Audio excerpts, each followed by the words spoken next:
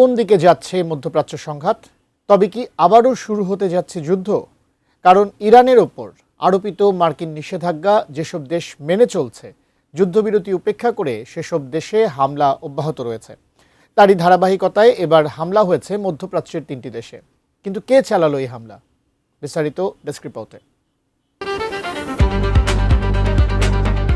আন্তর্জাতিক আইন লঙ্ঘন করে ইরানের স্বার্থ সংশ্লিষ্ট বিভিন্ন গুরুত্বপূর্ণ খাতের উপর নতুন করে নিষেধাজ্ঞা আরোপ করেছে যুক্তরাষ্ট্র।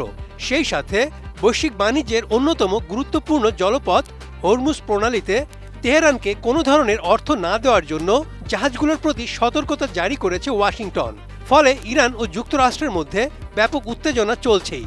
এদিকে যুক্তরাষ্ট্রের মিত্র দেশগুলোতে মাঝে মাঝেই হামলা অব্যাহত রয়েছে। তবে হামলাগুলো কারা করছে তার সুনির্দিষ্ট তথ্য এখনো পাওয়া যায়নি। যুক্তরাষ্ট্র ও ইসরায়েলের সঙ্গে ইরানের ভঙ্গুর যুদ্ধবিরতির মাঝে মধ্যপ্রাচ্যের 3 দেশে ড্রোন হামলা হয়েছে। এই হামলায় কাতারে একটি বাণিজ্যিক জাহাজে আগুন ধরার তথ্য পাওয়া গেলেও কুয়েত এবং আমিরাতের পক্ষ থেকে ক্ষয়ক্ষতির কোনো তথ্য পাওয়া যায়নি। 10 মে ফরাসি বার্তা সংস্থা এএফপির প্রতিবেদনে পৃথক এসব হামলার তথ্য জানানো হয়েছে।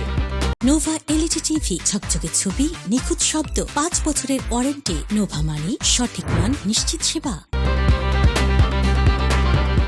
প্রতিবেদনে দাবি করা হয়েছে ইরান থেকে ছোড়া অন্তত 2টি ড্রোনকে নিজেদের আকাশে শনাক্ত এবং বাধা দিয়েছে সংযুক্ত আরব আমিরাতের সামরিক বাহিনী।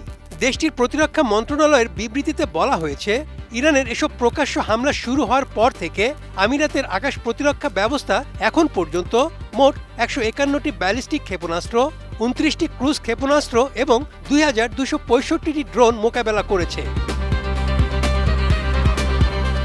অন্যদিকে কাতারের প্রতিরক্ষা মন্ত্রণালয় জানিয়েছে 10 মে আবুধাবি থেকে দেশটির জলসীমায় প্রবেশ করা একটি পণ্যবাহী জাহাজ লক্ষ্য করে ড্রোন হামলা চালানো হয়েছে। এতে জাহাজটিতে আগুন ধরে গেলেও হতাহতের কোনো ঘটনা ঘটেনি।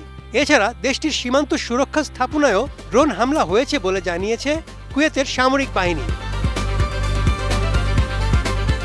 দেশটির সেনাবাহিনীর জেনারেল স্টাফ এক্সে দেওয়া এক বার্তায় বলেছেন, সশস্ত্র বাহিনী কুয়েতের আকাশ সীমায় বেশ কিছু শত্রু ড্রোন শনাক্ত করেছে।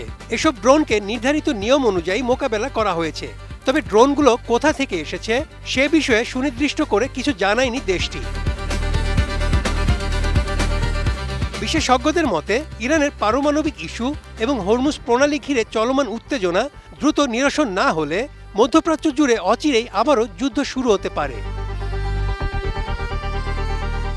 Desk report, ATN news.